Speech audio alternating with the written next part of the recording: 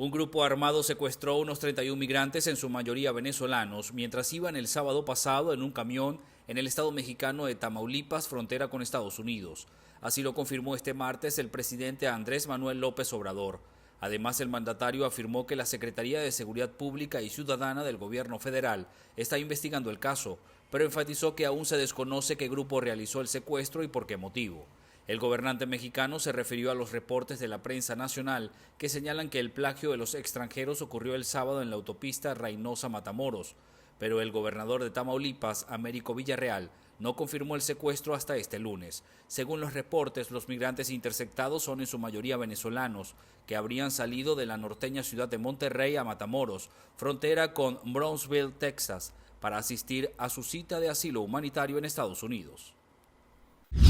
La Cámara de Turismo del Estado Mérida ofreció un balance sobre el año 2023 y las expectativas que se tienen para el año 2024, asegurando que la temporada de carnaval y la Feria Internacional del Sol será de suma importancia para cada uno de los prestadores de servicios turísticos. Estamos en buen camino. Siento que el 2023 nos permitió tener una visión de lo que pueden ser los negocios y alcanzar la prosperidad desde nuestra actividad gremial y desde nuestra actividad empresarial. Que el resto de los servicios, por ejemplo, se mantengan, la electricidad, el agua, el servicio de combustible, para nosotros es sumamente importante como sector, para tener un buen piso para nosotros arrancar. El resto, pues por supuesto, fortalecer la economía del ciudadano común, además de ser una política de Estado que lo vimos un buen comenzar en el 2023, vimos que verdaderamente tuvimos apalancamiento de las políticas nacionales y esperamos que este 2024 se consolide.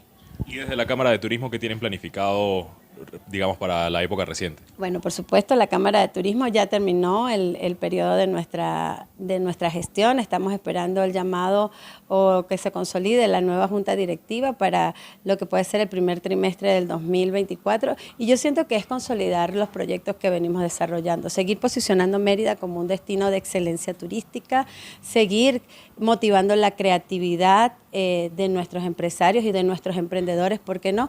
Y seguir interrelacionándonos con el resto de los sectores. Se espera que en la temporada de carnaval que inicia con la Feria del Sol en el estado Mérida pueda dejar buenos balances para cada uno de los empresarios turísticos. Desde el estado Mérida, soy José Gregorio Rojas, BPI TV.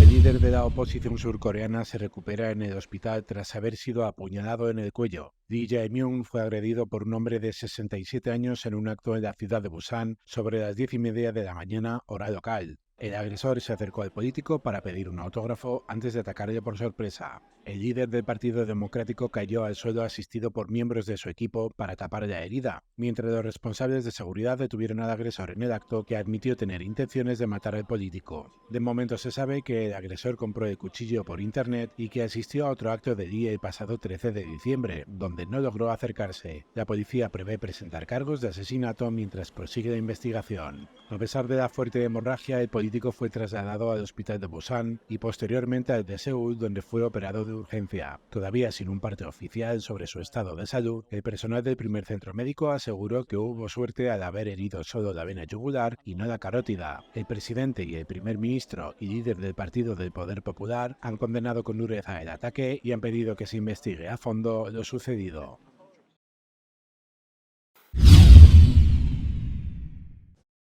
Las autoridades mexicanas rescataron este miércoles a los 31 migrantes que estaban secuestrados desde el sábado pasado en el estado de Tamaulipas, en la frontera con Estados Unidos. Así lo informó Jesús Ramírez Cuevas, vocero de la Presidencia de la República. El gobierno mexicano había confirmado en la mañana que entre los 31 migrantes secuestrados por un grupo armado el sábado pasado había ciudadanos de Colombia, Venezuela, Honduras, Ecuador y México. Inicialmente en el bus donde se trasladaban iban 36 migrantes, de los cuales fueron liberados previamente 5 provenientes de Venezuela, entre ellos 2 menores de edad. El pasado lunes 1 de enero, efectivos de la Guardia Nacional liberaron a los venezolanos después de que sus captores huyeran del vehículo donde los trasladaban al notar la presencia de los funcionarios. Así lo explicó la Secretaría de Seguridad Estatal en un comunicado. Por su posición geográfica, Tamaulipas enfrenta graves problemas de inseguridad debido a la presencia de varios grupos del crimen organizado que buscan el control de rutas para traficar drogas y migrantes. Cabe acotar que en la última semana de 2023, altos funcionarios estadounidenses se reunieron con el gobierno de Andrés Manuel López Obrador para establecer acuerdos que hagan frente a la ola migratoria, pero se desconocen los detalles de este encuentro. De acuerdo a la presidenta del Colegio de Bioanalistas del Estado Nueva Esparta, Carmen Figueroa, este año podrían agudizarse los problemas de salud de la población, ya que cada vez está más reducida la capacidad de diagnóstico. A nivel de laboratorio en el Estado Nueva Esparta, a nivel público, estamos con un déficit nacional de más de un 85%, donde no hay un servicio de laboratorio de emergencia ni de las pruebas más elementales para un paciente operarse en ninguna de las instituciones públicas, ni siquiera en el Instituto Venezolano de los Seguros Sociales, ni los que dependen del Ministerio de Sanidad, ni PASME, y mucho menos los de llamados barrio adentro, donde no funciona nada. Pues Nueva Esparta, por ser una isla, debería tener mejor atención, porque acá se habla de un turismo sustentable. De verdad que yo no sé cómo se explica eso.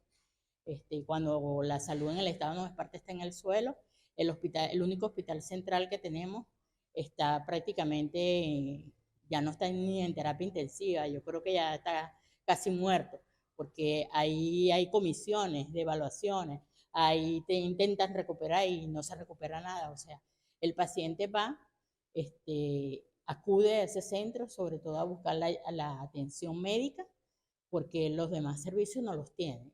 Un accidentado llega a cualquier centro hospitalario y ni siquiera hay una hematología o un tiempo de coagulación para que se le haga una prueba y pueda este paciente recibir lo más inmediato, que es los primeros auxilios o operarse de una emergencia.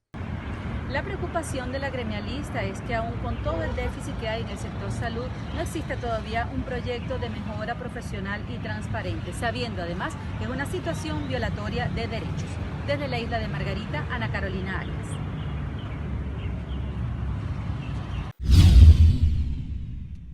Transportistas en la ciudad de Caracas aspiran a un incremento del pasaje mínimo entre 0,50 y 0,60 centavos de dólar durante el primer trimestre de 2024. La presidenta de la línea de transportistas La Voluntad de Gandhi y miembro de la Federación de Transporte, Yelmira Jiménez, indicó que el monto se traduciría entre unos 16 y 18 bolívares para las rutas urbanas. Acabamos de comenzar el nuevo año, es un periodo donde nosotros solicitamos el aumento del pasaje, el ajuste, para poder mantener operativas las unidades, y ese ajuste oscila entre 0,40 y 0,50 centavos de dólar. ¿Por qué nos reflejamos y hacemos la relación con el dólar? Casi que todo acá en Venezuela está dolarizado e inclusive servicios del Estado. Entonces, ¿por qué no el transportista? Asimismo, Jiménez enfatizó que los problemas en el suministro de combustible continúan afectando al sector transporte en el país, obligando a los conductores a pernoctar en las estaciones de servicio para poder abastecerse. Ya llegó aquí la zona, la situación crítica. Conductores, para poder laborar, deben pernoctar en las bombas 2 días antes para poder obtener el combustible, lo que se reduce en un mes de trabajo entre 10 y 15 días. Entonces nosotros tenemos que acudir a lo que llaman las bombas integrales, que prácticamente allí es donde se atiende el transportista. Nos asignan 120 litros diarios, pero en muchas oportunidades no podemos obtenerlo, porque eso depende de la cantidad de combustible que llegue a las bombas. Transportistas indicaron además que actualmente Venezuela cuenta con el parque automotor más antiguo de América Latina, con una data de unos 30 años, lo cual hace cada vez más cuesta arriba el mantenimiento de los vehículos. Tenemos carros operativos de los años 80, podemos hacer un recorrido para que ustedes visualicen esto. ¿Cuál es la diferencia entre el transporte del Estado? Que nosotros tenemos sentido de pertenencia, hemos tenido que hacer adaptaciones de las piezas para poderlas mantener operativas y poderle garantizar el servicio al usuario y mantener la sostenibilidad del transportista. No recibimos ninguna ayuda del Estado, ningún subsidio. Hablan del subsidio de la gasolina, pero desde mi punto de vista es el más elevado por la hora hombre que se deben pernoctar para poder conseguir el preciado líquido. Por último, Jiménez indicó que aspiran a que un 70 u 80% de las unidades de transporte en la ciudad de Caracas se mantengan operativas durante el año 2024. Desde Caracas, Venezuela, Irene Mejías.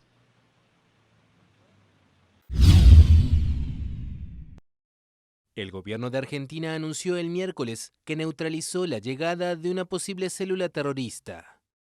Según el Ministerio de Seguridad, 3 personas fueron arrestadas a fines de diciembre en un operativo. Se trataba de 3 ciudadanos de origen sirio y libanés, uno de los cuales portaba pasaportes de Venezuela y Colombia a su nombre. La ministra de Seguridad, Patricia Bullrich, destacó que el gobierno estaba muy atento en estos días por los Juegos Macabeos, un evento deportivo panamericano que reúne a cerca de 4.000 atletas judíos hasta el 4 de enero en Buenos Aires. La funcionaria señaló que había obtenido información de inteligencia de Estados Unidos y de Israel, sumada a la gendarmería local formada en antiterrorismo por parte de sus pares de Colombia, según la cual 3 personas ingresarían al país por distintos aeropuertos. Finalmente, uno de ellos fue arrestado en un aeropuerto, el otro en Buenos Aires y el tercero en Avellaneda, en la periferia de la ciudad. Bullrich explicó que uno de los motivos que encendió las alertas fue que los 3 habían reservado habitación de hotel cerca de la Embajada de Israel, y agregó que eran los presuntos destinatarios de un paquete de 35 kilos procedente de Yemen, sobre el que no dio más detalles. En la década de 1990, Argentina fue objeto de 2 graves atentados contra la comunidad judía, uno en la Embajada de Israel y otro en la Asociación Mutual Israelita Argentina.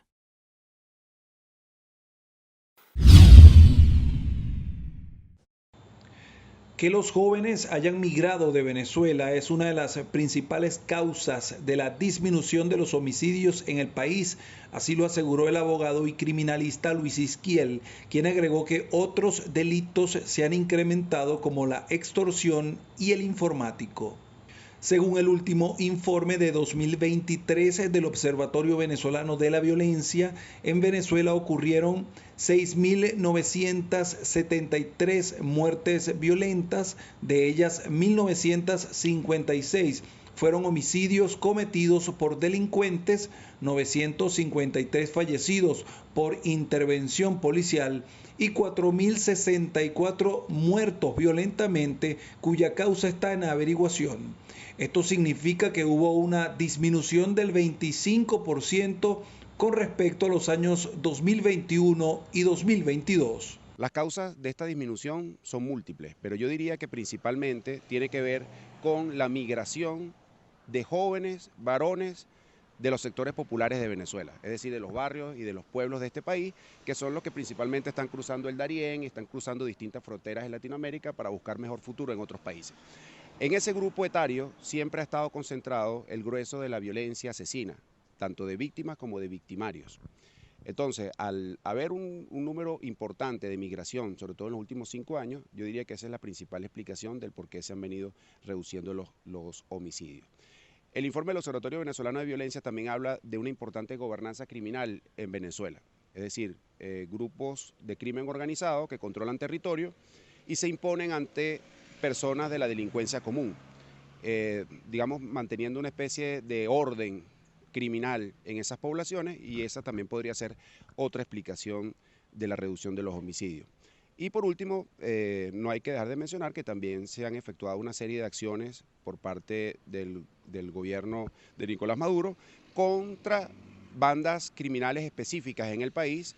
Hay que recordar que no este año, sino recientemente la banda del Coqui, por ejemplo, desapareció, que era la de mayor importancia. Con estos números, el Observatorio Venezolano de la Violencia fijó la tasa de muertes por cada 100.000 habitantes en 26.8. Aunque las muertes en manos de policías disminuyeron en 23.1%, según Izquiel, la gente no confía en los cuerpos de seguridad venezolanos. Bueno, uno de los renglones de muertes violentas que establece este informe del Observatorio Venezolano de Violencia es el tema de las muertes en enfrentamientos policiales. Alrededor de 1.000 muertes violentas se produjeron por esta razón en el año 2023. Se presume que muchas de ellas, quizás la mayoría, sean en realidad ejecuciones extrajudiciales y deban entrar dentro del renglón de los asesinatos. Pero como esos son casos que regularmente en Venezuela caen en una impunidad total, no son investigados, no son condenados los autores materiales, muchas veces eso no se llega a plasmar judicialmente. Pero ese es uno de los factores. Esto ha conllevado a una desconfianza policial enorme en Venezuela. Aquí en este informe también están reflejadas las cifras de confianza y desconfianza de la ciudadanía hacia los cuerpos de policía del país y lamentablemente nuevamente se ratifica que la mayoría de los venezolanos siente desconfianza hacia los factores de los cuerpos de seguridad. Los estados más violentos de Venezuela son el Distrito Capital con 50.8 muertes por cada 100.000 habitantes, Miranda con 41, Bolívar con 38.5, La Guaira con 36.4 y Amazonas con 33.4.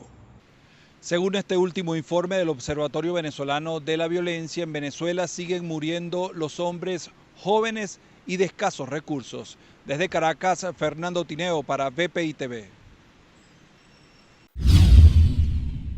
Tras la polémica generada en redes sociales acerca de una presunta fiesta a realizarse en el Parque Nacional Canaima, expertos pidieron al Instituto Nacional de Parques aclarar las implicaciones que podrían generar eventos de este tipo. El biólogo y miembro de la Comisión Mundial de Áreas Protegidas, Jorge Naveda, indicó que se deben aclarar los alcances de este tipo de eventos y sus implicaciones al medio ambiente. Nosotros el llamamiento que hacemos es que Imparque se aboque a decir algo, porque lo que tenemos en medio de las redes es la propaganda de la gente que va a hacer el evento. Imparque no ha dicho nada. Entonces, Imparque va a dar ese permiso, por ejemplo. Esa es mi pregunta. La recomendación que nosotros hacemos es que no se haga, porque eso sentaría un precedente realmente muy malo para el resto de las áreas. De aquí en adelante tú podrías hacer entonces eventos de este tipo casi en cualquier sitio. Y eso es lo que no se quiere. Entonces, estos no son eventos masivos para parques. Háganlo en cualquier otra parte. O sea, para eso hay miles de sitios para hacerlo. Con respecto al problema que pudieran generar estos eventos masivos en parques nacionales, Naveda indicó que actividades de este tipo no son cónsonas con áreas de conservación y además van en contra de la Ley Orgánica para la Ordenación del Territorio sobre administración y manejo de parques nacionales y monumentos naturales. Se supone que las áreas de recreación tienen capacidades de carga estimadas y este tipo de eventos generalmente rebasa esas capacidades de carga, los cuales implica daños locales y a veces de orden general, ¿no? Se supone que un área protegida es para cuidar espacios naturales, ecosistemas, y eso pues contiene, entidades biológicas como plantas, animales, etcétera, que se ven altamente resentidos cuando uno tiene durante un cierto número de horas música a mucho volumen, gran cantidad de gente, pisoteo en las áreas, etcétera, ¿no? El llamado es al Instituto Nacional de Parques Nacionales a pronunciarse acerca de esta presunta fiesta que se podría realizar entre el 17 y el 22 de enero de este 2024 y establecer exactamente cuáles son las implicaciones que la misma podría tener en los parques nacionales del país. Desde Caracas, Venezuela, Irene Mejías. La policía de Iowa en Estados Unidos confirmó la muerte de al menos una persona y 3 heridos en la secundaria Perry tras un tiroteo reportado en la mañana de este jueves. El fallecido sería el tirador que se presume se quitó la vida por una bala autoinfligida. Las otras personas fueron trasladadas al centro médico Mercy One Des Moines. Así lo informó el sheriff del condado de Dallas, Adam Infante. Infante agregó que luego del suceso la mayoría de los estudiantes se reunieron con sus padres y otras personas que habían acudido a la escuela. al enterarse de que se había producido un tiroteo. El suceso tuvo lugar alrededor de las 7:30 de la mañana hora local y los agentes atendieron la situación a los 7 minutos. De acuerdo al medio Des Moines Register, se evidenció una fuerte presencia de funcionarios policiales y personal médico alrededor de la escuela, mientras que las calles cercanas se encontraban bloqueadas. También se observó cómo un helicóptero medicalizado aterrizaba en el centro educativo y cómo las ambulancias entraban y salían de la institución. Estaba previsto que este 4 de enero fuera el inicio de clases del nuevo semestre para los estudiantes de la escuela secundaria Perry, que cuenta con 1.785 estudiantes, según la agencia de noticias de Associated Press. El reelecto presidente de la Asamblea Nacional de 2020, Jorge Rodríguez, inició el nuevo periodo legislativo con una advertencia a la oposición venezolana, haciendo referencia al acuerdo parcial de Barbados. Recuperación de la planta física de la Asamblea Nacional, que fue devastada por las hienas que aquí fungieron y no cumplieron con su función como diputadas y como diputados, sino que se dedicaron a pedir agresiones contra el pueblo de Venezuela, aplaudían y celebraban cada vez que se instauraba una más de las 932 sanciones que el imperialismo norteamericano y sus lacayos europeos impusieron. Se dedicaron a robar y también, pues, hoy tenemos información de que intentaron barrer la cueva de Alibaba. Queremos advertir e informar que si siguen metiéndole mano a recursos de los activos que le pertenecen a Venezuela, violan los acuerdos de Barbados y al mismo tiempo están, por supuesto, incurriendo en un delito tipificado en nuestro Código Penal y en nuestras leyes venezolanas. La Asamblea Nacional de Venezuela, electa en 2020, ratificó a su junta directiva para el nuevo periodo 2024-2025 en su sesión de instalación de este viernes 5 de enero. Jorge Rodríguez continuará como presidente de la Asamblea Nacional. Asimismo, fueron reelegidos en sus cargos el diputado Pedro Infante como primer vicepresidente y la legisladora América Pérez como segunda vicepresidente. En el caso de los secretarios, la principal será María Alejandra Hernández y como subsecretario José Omar Molina. La Junta Directiva Oficialista aprobada, pese al voto negativo del grupo opositor, regirá el penúltimo año de legislatura de esta Asamblea, cuyo quinquenio culmina en enero de 2026 y que desde su comienzo, en enero de 2021 y hasta diciembre de 2023, ha aprobado 74 leyes.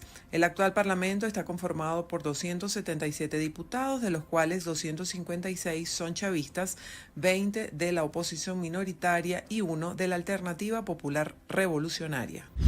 El gobernador mexicano de Tamaulipas, Américo Villarreal, negó este viernes los reportes de la prensa acerca de que policías de su estado fronterizo con Estados Unidos estuvieran involucrados en el secuestro de 32 migrantes, de los que 6 eran de Honduras y 26 de Venezuela, incluyendo 3 con doble nacionalidad colombiana y 9 menores de edad. Villarreal aseguró que continúan investigando el caso y pidió no especular hasta tener conclusiones. Por su parte, el presidente de México, Andrés Manuel López Obrador, explicó que el secuestro de los 32 migrantes tenía como objetivo cobrar rescate a sus familiares en Estados Unidos.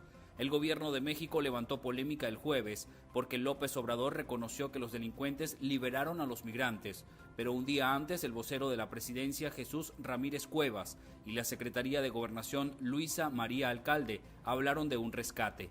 Por otro lado, las autoridades le ofrecerán un visado por razones humanitarias a las 32 personas migrantes secuestradas, así lo anunció el Instituto Nacional de Migración. El hecho ocurrió el 30 de diciembre cuando hombres armados en 5 camionetas interceptaron un autobús de 37 pasajeros en el municipio de Río Bravo, que iba a Matamoros, frontera con Brownsville, Texas, según precisó la Secretaría de Seguridad y Protección Ciudadana, Rosa Isela Rodríguez, quien explicó que los delincuentes hicieron bajar de la unidad a los migrantes y se llevaron a 32 de ellos en las camionetas, dejando en el lugar a 5 pasajeros, 2 de nacionalidad mexicana y 3 venezolanos. Sindicatos de trabajadores en Caracas entregaron un nuevo documento a la Fiscalía General de la República este viernes en exigencia de mejoras salariales en el país. El coordinador de Frente Amplio de Jubilados y Pensionados, Luis Cano, aseguró que este nuevo documento busca la presión de las instituciones a abocarse a la situación que enfrentan más de 10 millones de trabajadores activos y jubilados en Venezuela. En el día de hoy nos encontramos aquí donde vamos a consignar otro documento en la Fiscalía, pero ya la semana pasada habíamos consignado también uno en la Defensoría del Pueblo, lamentándolo bastante, no tenemos respuesta. En Venezuela, más de 10 millones de personas están sometidos hoy a una pobreza extrema. O sea, ¿qué pobreza extrema? Para una persona que gana $1,95 diarios, ya está condenada en pobreza extrema. En Venezuela, más de 10 millones de personas están condenadas a vivir con un salario de 130 bolívares, que son $3, pero no diario, mensual. Asimismo, el presidente del Sindicato de Maestros de Distrito Capital, Edgar Machado, denunció que aún no han sido cancelados los 12 stack tickets correspondientes a diciembre de 2023 por parte de la Gobernación del Distrito Capital. No puede ser que el gobierno no haya cumplido con sus trabajadores, algo que tenían que estar en sana paz con los trabajadores.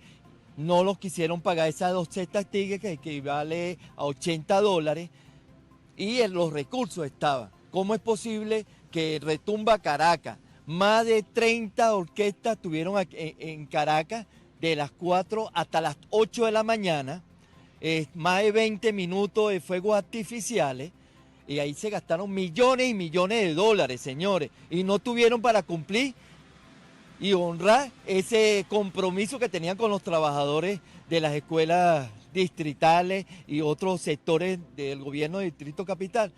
Trabajadores indicaron que durante el año 2023 se produjeron más de 4.000 protestas por mejoras salariales en todo el país. Además, aseguraron que para 2024 mantendrán su agenda de calle hasta tanto ser escuchados. Desde Caracas, Venezuela, Irene Mejías.